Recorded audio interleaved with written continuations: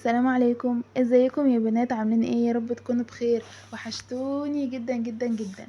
قبل ما ابدا الفيديو عايزاك تصلي على الرسول عليه افضل الصلاه والسلام، وتحطوا لي لايك لو ما انتش حاطه اللايك، وتشتركي في القناه لو ما انتش مشتركه.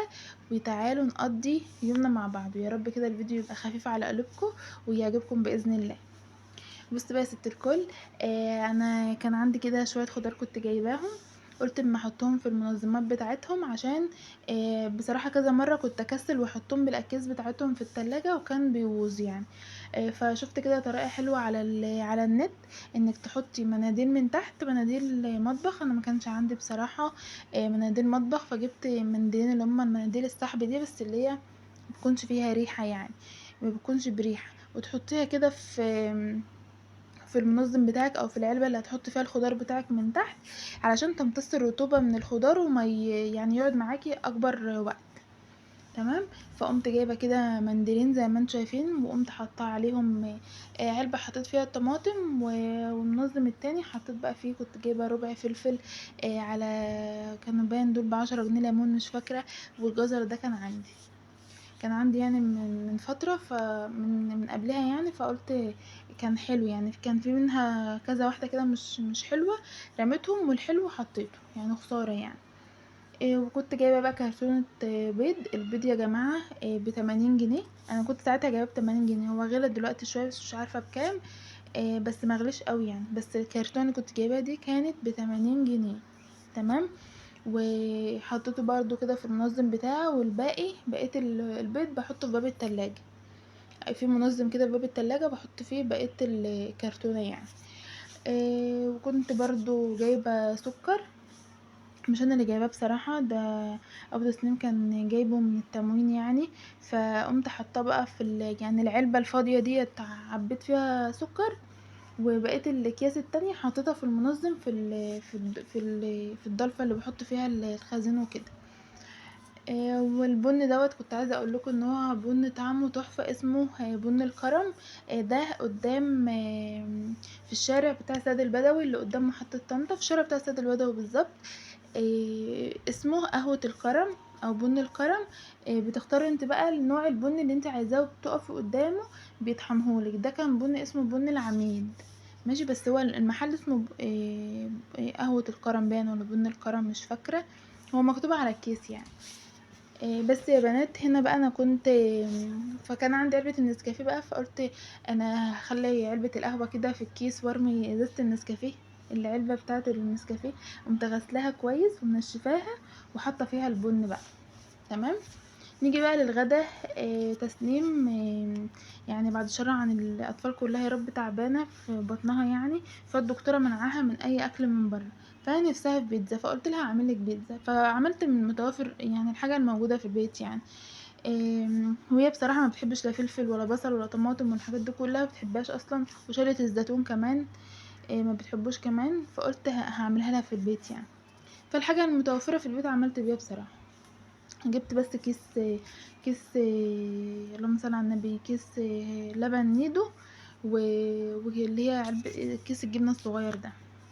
قبل ما ابدأ بقى عجينة البيتزا، عملت كوباية كده، حطيت فيها كوباية مية، عليهم كيس الخميرة الفورية، ومعلقة سكر، وقلبتهم كده مع بعض، وسبتهم 5 دقايق يتفاعلوا مع بعض، عشان تشوفي اذا كانت الخميرة كويسة ولا لا، عشان لو ما اتفعلتش وعملت فقاعات كده، يبقى هي مش صالحة للاستخدام يعني.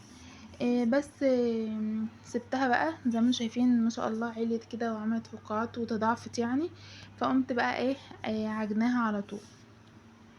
يعني بصراحة ما عادتش وقت، الجو كان حر، فما عادتش وقت، وكانت خمرت يعني. جيت هنا بقى عملت، هم عملوا معايا بالظبط بيتزاية حلوة كده، وبيتزاية صغننة. تمام. هنا بقى بدأت كده في اول بيتزاية عملتها. هنا بقى كانت تسنيم ومحمود اخويا واقفين ورايا عايزين بقى ياكلوا. فبصراحة انا اصلا عملتها وطلعتها من الفرن، على ما طلعت عشان اصورها، ما شاء الله ما شاء الله، يا رب بالهنا والشفا، كانت تتاكل نصها، ما عرفتش اصورها بصراحة. هنا بقى بحط اللهم صل على النبي، في الصاج اللي هعمل فيه نقطة زيت كده، بس عشان العجينة ما تمسكش فيها، وبدأت بقى ان انا افرد العجينة بمساحة الصينية كلها. وضروري تخرموا تشكشكوها كده بالشوكة علشان ما تقبش، يعني متبقاش عاملة شبه الكيكة. احنا مش بنعمل كيكة، احنا بنعمل بيتزا، عايزينها بس تنفش النفشان البسيط اللي احنا عارفينه بتاع البيتزا ده. لو انتي ما عملتهوش، لو انتي ما شكشكتهاش كده بالشوكة او باي خل او باي حاجة، هتلاقيها قبت كده معاكي وعمل شبه العيش كده، اتنفخت كده. فلازم تشكشكيها بالشوكة كده. عليها بقى حطيت عليها كاتشب، وقمت عاملاه كده بالفرشة. وعليهم بقى حطيت شوية الزيتون وشوية اللحمة المفرومة، والحمد لله على كده احلى بيتزا والله العظيم. كان بصراحة كان طعمها تحفة. بس حطيت كده معاهم شوية جبنة موتزاريلا كده. وبعدين بعد ما استوت، بعد ما بتشيلي كده العجينة من تحت وتلاقيها احمرت من تحت، يبقى هي كده استوت. عايزة بس تاخد وش تحت الشواية، انت بتولعي الفرن بس، مش بتولعش فرن وشواية، لا الفرن بس. وبعد ما بتلاقيها احمرت زي ما بقولك كده، حاجات بسيطة كده، تقومي بقى طافية الفرن وحطها تحت الشواية. بس تحطي بقى جبنة الموتزاريلا بقى كتير بقى زي ما انت بتحبي فوقيها، وتحطها بقى تحت الشواية دقيقتين بالظبط، وهتلاقي بقى الجبنة ساحت ووشها كده خد لون وبقت شكلها حلو. تقومي مطلعاها وبألف هنا وشفا يا رب على قلوبكم. بعد كده بقى يا بنات بقى قلت اغير بقى الملايات. بصراحة كان اليوم ده خفيف جدا، ما كانش ورايا في شغل كتير ولا اي حاجة، كان بس تغيير الملايات. وكنست بصراحة الشقة بالمكنسة بس ما صورتهاش يعني. فقلت بقى اغير الملايات زي ما بقولكم. جيت هنا بقى يا بنات، شلت الملايات. بس بصراحة اليوم ده كان عندي فيه غسيل كتير قوي، لان شلت الملايات والدفايات اللي كانت عليها. طبعا الجو بقى استغفر الله العظيم يا رب عايز بحر، والله الجو عايز بحر. تقعدي كده في البحر كده او تحت الدش عموما، يعني اللي مش هيروح البحر يقعد تحت الدش كده حبة حلوين. فشلت بقى الدفايه اللي كانت عليه، طبعا ما متغطاش بيها اصلا، بتترمي على الارض. فقلت ليه بقى ما تتغسل وتتعان، واطلع بقى كبرتايه كده خفيفه طريه كده نتغطى بيها. فقمت بقى شايله الدفايات، وجايبه بقى كبرتايه اللي انتوا شايفينها ديت. عايزه اقول لكم طريه جدا، وفيها كده فايبر كده. انا قاعده عليها دلوقتي ناعمه طريه حلوه قوي. والله انا كنت هفرش ملايه يا بنات، بس قلت طب واللي هيتغطى ينام على ينام على على المرتبه، افرش ملايه بقى وخلاص. المهم فرشت بقى الملايه وفرشت الكبرتايه وايه، ورحت بقى على السرير التاني كمان عشان اعمله. عايزه بس انوه عن حاجه بس كده، علشان حصلت مع تسنيم ويا ريت كلكم تاخدوا بالكم منها. اللي هي بقى ايه؟ طبعا انتوا عارفين ان الاطفال كلها بتموت في حاجه اسمها حاجات من بره، حاجه حلوه، شيبسي، بسكوت، كيكه، عصير، زبادي، اي حاجه. فاليوم اللي هي تعبت فيه يا بنات كانت جايبه ايه يا رب، كانت جايبه بسكوته. والبسكوته دي كانت منتهيه الصلاحيه وبتتباع عادي في المحلات، في حين ان هي كانت بسكوته من مش، والله ما انا فاكره اسمها، مش فاكره اسمها بصراحه. لان الموضوع ده من كام يوم، يعني انا بسجل لكم النهارده الفيديو دوت يوم اللهم صل على النبي، يوم الخميس. وهي كانت رحنا بيها المستشفى، باين كنا يوم السبت اللي فات، يعني اول الاسبوع ولا يوم الاحد. ف...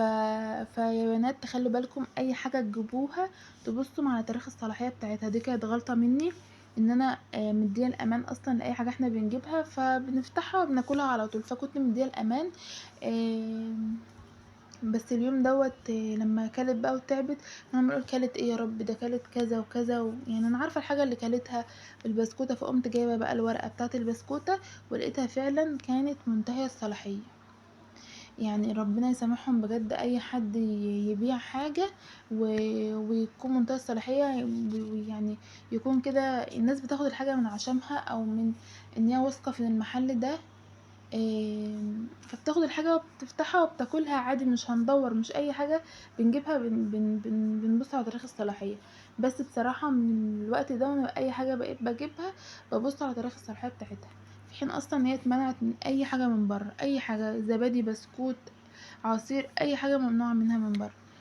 والموقف ده اصلا كان حصل معايا قبل كده برضو، كانت في علبة زبادي برضو. بس الزبادي ده بقى كان الصلاحية بتاعته كانت مكتوبة عليه، كان هو اصلا في الصلاحية، ما كانش منتهي ولا حاجة، كان في الصلاحية لسه قدامه كمان كام يوم وينتهي صلاحيته. بافتحه بقى يا بنات من جوه، لقيته من جوه فيه حاجات خضرا كده، بايظ اساسا. فيا ريت بجد كلنا نخلي بالنا عشان خاطر اطفالنا بس، ويا رب يسترها علينا وعليكم كلكم يا رب. تعالوا بقى شوفوا انا رحت فين. هنا بقى يا حبايبي انا نزلت بقى، لبست كده ولبست البنات. رايحه فين؟ بصوا، صاحبتي وعشرة عمري فتحت مشروع عمرها اللي هي نفسها وبتحلم بيه من زمان، فانا بقى رايحه اجيب لها هديه، يا رب تعجبها. بصوا يا بنات، انا رايحه دلوقتي مكان تاني. المكان الاولاني ما لقيتش الحاجه موجوده فيه، فصاحب المحل يعني وصف لي محل تاني. فانا دلوقتي رايحه اشوف فيه، ويا رب الاقي، عشان في حاجه معينه كده انا عايزه اجيبها لها. يعني عارفه ان المحل بتاعها ناقص وكده، يعني هي محتاجاها في المحل، فعايزه اجيبها لها عشان تبقى فرحانه بيها وكده. بصوا يا بنات، انا هنا جيت اهوت مكان حلو قوي.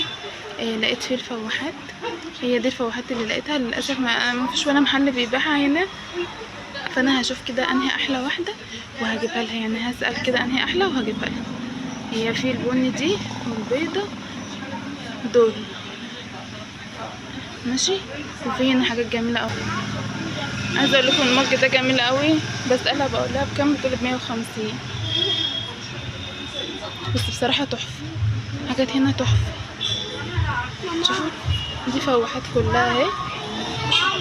يا جماعه لو خارجين ما تاخدوش اطفال معاكم، هم سامعين ماما ماما من ساعتها.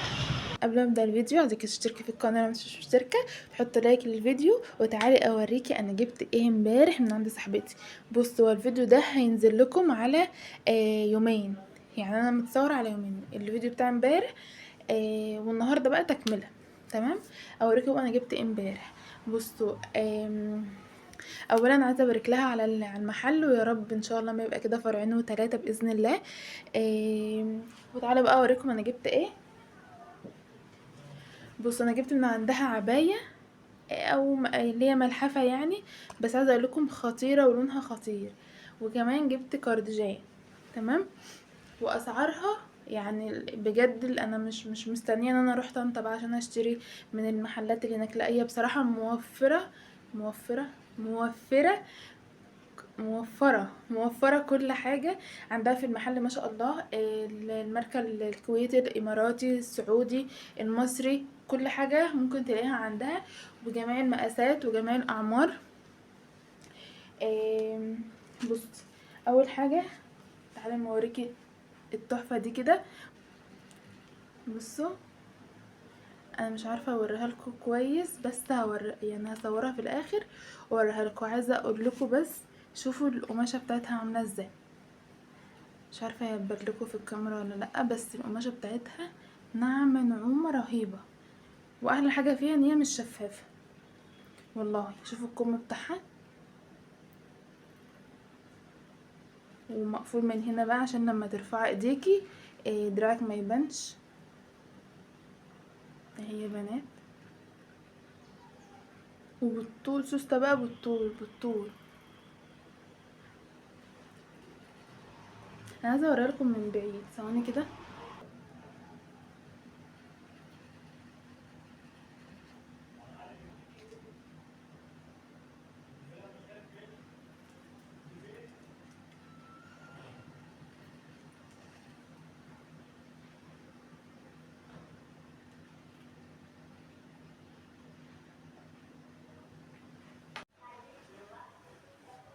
بصوا بقى يا بنات، ممكن بقى تلبسوا تحتيه بيزك بالطول، اي لون بقى انتوا تختاروه، بس احلى لون ممكن يبقى الكافيه مثلا، او اسود اعتقد يبقى حلو برضو.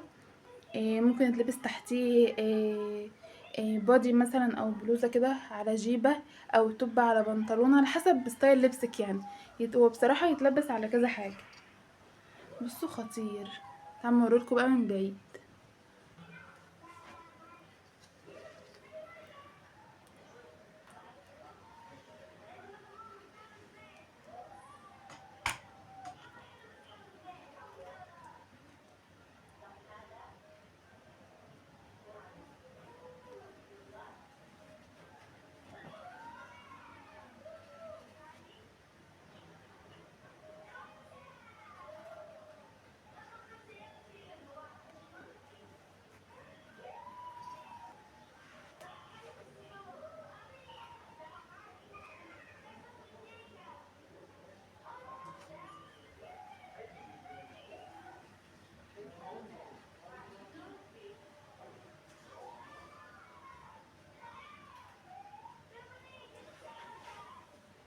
وبكده يا بنات وصلنا لاخر الفيديو. ده كان الفيديو بتاع النهارده، يا رب يكون عجبك. ما تنسيش بقى تعملي لايك وتشتركي في القناه لو ما انتش مشتركه، وكمان تفعلي زر الجرس عشان يوصلك كل جديد انا بنزله. ويا رب كده اشوفكم متهنيين ومبسوطين وفرحانين يا رب، ويا رب اكون عند حسن ظنكم. وان شاء الله اشوفكم بقى فيديوهات تانية جديده، واشوفكم على خير. باي باي.